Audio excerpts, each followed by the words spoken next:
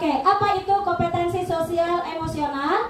Kompetensi yang berhubungan dengan pengetahuan, keterampilan, dan sikap mengenai aspek sosial dan emosional. Ada 5 kompetensi sosial dan emosional, yaitu kesadaran diri, manajemen diri, kesadaran sosial, keterampilan berrelasi, dan pengambilan keputusan yang bertanggung jawab. Kelima kompetensi sosial emosional ini ditemukan dalam program pengembangan anak dan remaja yang terbukti efektif untuk menumbuhkan kecerdasan emosional. Kita sudah tahu anak kita seperti apa emosionalnya, kan? Ini contoh kesadaran diri, kemampuan untuk memahami perasaan orang lain, ya, dapat menggabungkan identitas pribadi. Ini nanti contohnya ada di video saya yang sudah diterapkan di kelas. Saya rasa pada hakikatnya seluruh guru sudah melaksanakan, namun perlu lebih penekanan. Nih, ya ini ya, menunjukkan integritas dan kejujuran, ini penting. Dapat menghubungkan perasaan, pikiran, dan nilai-nilai. Ini tentang kesadaran diri. Ya, kemampuan untuk memahami perasaan, emosi, dan nilai-nilai diri sendiri, dan bagaimana pengaruhnya pada perilaku diri dalam berbagai situasi dan konteks kehidupan. Yang kedua, bagaimana dengan manajemen diri, kemampuan untuk mengelola emosi, pikiran, dan perilaku diri secara efektif dalam berbagai situasi. Bagaimana situasi itu kita manajemen dan untuk mencapai tujuan dan aspirasi. Keterampilan berrelasi yang keempat, kemampuan untuk membangun dan mempertahankan hubungan-hubungan yang sehat dan sportif. Ini adalah contohnya kerja kelompok atau kombel kita ini juga termasuk sini. Ini pengambilan keputusan yang bertanggung jawab. Artinya kita minta setiap apa yang kita sampaikan ke anak itu ada tanggung jawab yang perlu ia lakukan, gitu ya. Nanti kita lebih paham pada penerapan video. Kita lakukan stop dulu supaya kayaknya bapak ibunya aduh udah lelah, udah siang gitu ya. Stop, berhenti. S-nya stop, berhenti. Berarti kita diajarkan berhenti. Take a deep breath, itu artinya tarik nafas dalam. O-nya observe, amati. Proceed itu lanjutkan atau diulangi ya. Lalu ambillah posisi yang nyaman, baik saat duduk ataupun berdiri, sesuai dengan kondisi yang memungkinkan bagi Anda. Rilekskan kedua kelopak mata. Tarik napas dalam,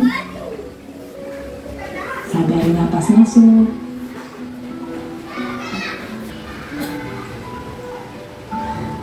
lakukan sebanyak napas keluar. Amati apa yang Anda rasakan pada tubuh Anda. Adakah bagian tubuh yang terasa kaku? Perasaan saya tenang. Terasa rileks, Bu. Kemudian beban-beban itu sedikit agak hilang. Jadi terasa ringan aja. Terima kasih Bapak Ibu. Tentunya kalau saya kemarin juga sedikit menjadi tenang. Setiap permasalahan pasti ada jalan penyelesaian. Bagaimana kita implementasikan nanti di kelas tentang pembelajaran sosial emosional ini? Ada 4 indikator. Pertama adalah pengajarannya eksplisit. 2. Integrasi dalam praktek mengajar guru dan kurikulum akademik. 3. Penciptaan iklim kelas dan budaya sekolah. 4.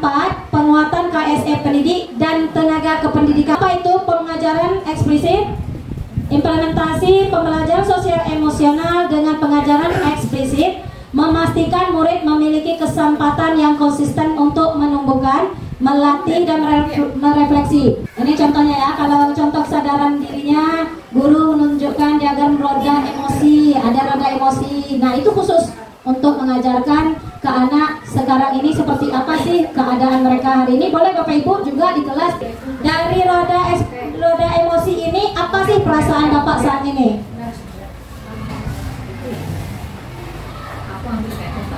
Lagi optimis. Jelaskan Pak optimis ya Pak. Optimis untuk meraih anak-anak supaya meraih cita-cita. Oke, tepuk tangan dulu untuk Pak Marsudi. Katanya dia merasa optimis saat ini karena ingin bagaimana anak kita maju dan sukses untuk kedepannya. Ini contoh integrasi yang dilakukan di kelas. Integrasi dalam praktek mengajar guru dan kurikulum akademik. Integrasi dalam praktek mengajar guru dan kurikulum akademik ini untuk mengintegrasikan KSE dalam praktek mengajar guru dan kurikulum akademik. Tujuan kompetensi sosial emosional dapat diintegrasikan ke dalam konten pembelajaran dan strategi pembelajaran pada materi akademik serta musik, seni, dan pendidikan jasmani.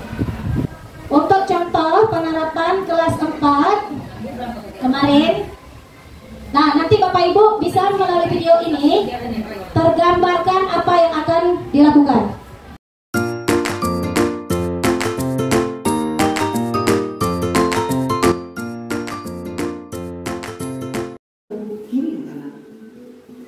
Letakkan kedua telapak tangan pada paha, panaskan di jari kanan.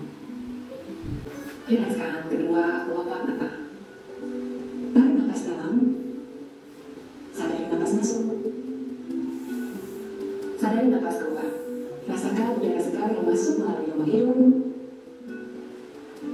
Rasakan udara hangat yang keluar dari lubang hidung. Lakukan sebanyak 2 kali. Nafas masuk, nafas keluar. Amati apa yang Anda rasakan pada tubuh Anda. Adakah bagian tubuh yang terasa kaku? Rilekskan tubuh, mulai dari otot-otot wajah, leher, punggung, bahu kiri, bahu kanan, mata atas, pergelangan tangan, dan ke-10 jari tangan. Rilekskan otot perut. Apa rasanya? Lebih segar? Lebih segar. Udah lebih tenang? Hati pun bahagia. Assalamualaikum warahmatullahi wabarakatuh. Sehat Ibu? Ya, sebelum belajar mari kita berdoa dulu, silakan. Bismillahirrahmanirrahim. Rabbi zidni ilman warzuqni fahman. Rabbi sholli sadri wa yassir li amri wahlul 'uqdatam min lisani yafqahu qawli. Amin. Ucapkan salam. Assalamualaikum warahmatullahi wabarakatuh. Waalaikumsalam warahmatullahi wabarakatuh. Terima kasih Pak Salam. Adakah anak Ibu yang tidak hadir? Ada. Siapa? Lagi? Hah? Syahrizi. Siapa tahu informasinya? Zila. Tadi orang tua Zila menyampaikan ke Ibu bahwa Zila tidak sehat. Semoga kita doakan semoga Zila cepat sehat, cepat sembuh, ya. Oke. Apa itu perkembangan biakan generatif? Tunggu satu orang aja. Apa Bukis? Bagus, betul? Perkembangan melalui perkawinan, ya. Upaya bukan adalah putih atau betina dan sari atau jantan. Nah, itu dan biji inilah proses pembuahan terjadi. Ada beberapa macam penyembuhan yang terjadi pada buah. Secara umum, klasifikasi penyembuhan dapat dibedakan berdasarkan asal usul sari dan juga para bahas macam-macam penyembuhan. ada beberapa macam penyerbukan pada bunga tadi. Silakan. Penyembuhan sendiri, penyembuhan bersama, penyembuhan silang dan penyembuhan wastani. Betul? Oke, tepuk tangan untuk Fadli. Ini nanti ya. Bangga buat bunganya di sini, bergantian sama temannya. Terus ini adalah penyerbukan apa ini? Manusia. Kamu ceritakan tadi bagaimana manusia dia melakukan penyerbukan sekitar lagi. Oke? Kemudian untuk kelompok 3 dan 4 ini nanti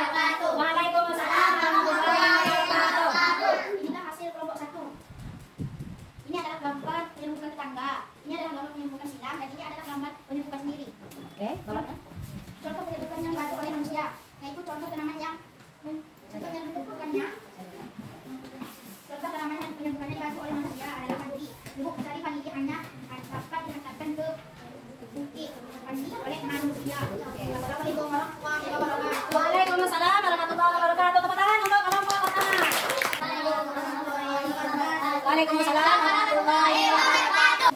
Gambar ini menyebutkan sendiri. Ya, baca saja dalam tabel. Ini B, menyebutkan kenapa. Perhatikan jawaban anak ibu. Ibu, semua punya anak ibu tuh bagus. Yang penting kerja sama kita, Pak. Kelompok 1 tadi ibu melihat, ya. Perhatikan semuanya benar. Alhamdulillah, pelajaran kita sudah selesai. Kita ucap apa? Oke, siapa lagi yang memimpin pembelajaran?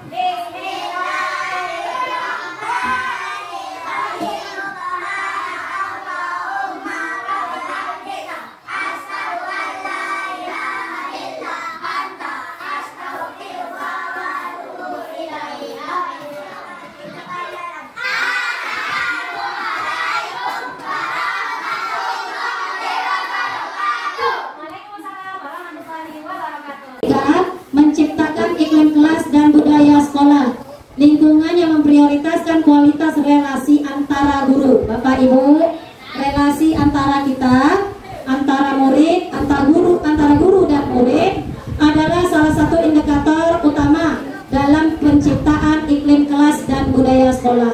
Jadi tugas kita bagaimana semuanya antara kita dengan kita dan kita dengan murid itu betul-betul terjalin kerjasama yang baik. Kemudian keempat, penguatan kompetensi sosial dan emosional pendidik dan tenaga kependidikan atau PTK di sekolah. Guru yang memiliki kompetensi sosial emosional yang baik biasanya akan lebih bersikap positif di dalam kelasnya. Kita perhatikan, kita refleksi diri kita bahwa guru yang emosionalnya baik itu bisa lebih bersikap positif di kelasnya. Nah, jadi bagaimana kita ke depannya nanti lebih bersikap positif untuk anak-anak kita agar mereka senang ke sekolah. PTK ini kita menjadi teladan, tempat belajar dan berkolaborasi. Jadi kita jangan bosan terus belajar. Nah, untuk menjawab ini saya minta Pak Burhan, refleksi diri Anda. Selama menjadi pendidik, Anda tentu pernah mengalami sebuah peristiwa yang dirasakan sebagai sebuah kesulitan. Pasti, saya yakin sebagai guru kita punya kesulitan, ya, kekecewaan, kemunduran, atau kemalangan yang akhirnya membantu Anda bertumbuh menjadi pribadi yang lebih baik dari sebelumnya. Pertama, sampaikanlah adalah apa sih kejadiannya, kapan, di mana, siapa yang terlibat, apa yang membuat Anda memilih merefleksikan peristiwa tersebut dan bagaimana kejadiannya. Kami mohon Pak Burhan untuk menyampaikan sedikit berbagi cerita atas pengalaman yang pernah dihadapi. Tantangan yang kita hadapi dalam menelusuri istilahnya dalam berintegrasi antara kita, orang tua dan anak didik kita. Yang pernah saya alami, karena saya selama 4 tahun terakhir ini ya namanya mengajar di kelas 6. Di sini ada peristiwa-peristiwa yang unik yang saya rasakan. Satu kejadian yang pernah saya alami akhir-akhir ini, kehadiran siswa. Kehadiran siswa ini tidak pernah memberitahu kepada kami sebagai pendidik bahwa anak ini sakit, izin atau apa. Namun orang tuanya pun tidak ada juga pemberitahuan. Tanpa sepengetahuan daripada keluarga ataupun orang tuanya, saya bersikap istilahnya mengambil suatu keputusan dengan kesepakatan dan keyakinan kelas. Kami itu berbuat dengan anak-anak supaya pergi menjenguk si anak, apakah anak ini sakit atau tidak. Ya, singkat ceritanya sepakat dengan anak-anak pergi menjenguk ke rumahnya. Ternyata anak ini bukan apa-apa, dia sehat walafiat. Cuma anak ini bangun telat kemudian takut datang ke sekolah. Setelah itu besok harinya anak ini sudah dimotivasi oleh kawan-kawannya dan kami sebagai gurunya. Ya, besok harinya anak ini datang lagi. Kemudian anak ini jadi rajin berbalik arah 360 derajat. Itulah yang saya rasakan. Alhamdulillah. Tepuk tangan untuk Pak Burhan. Yang awalnya anak, kejadiannya anak jarang hadir ya Pak Bur ya. Kemudian melibatkan anak yang lain untuk berkunjung ke rumahnya, juga melibatkan orang tua berarti ya. Kemudian dari kejadian itu anak tersebut berubah. Mungkin karena support dari kawan-kawan, dengan support ya. datang di situ, ya Inilah yang disebut ibu tadi, kesadaran diri mungkin. Alhamdulillah. Oke, terima kasih Pak Burhan atas refleksinya.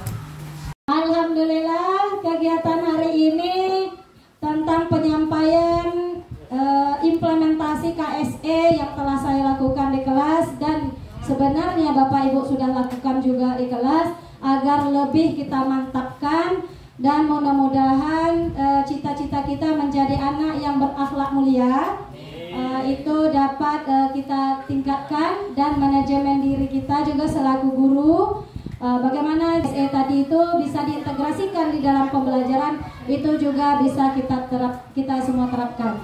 Oke, terima kasih dari saya, mohon maaf. Wassalamualaikum warahmatullahi wabarakatuh. Waalaikumsalam.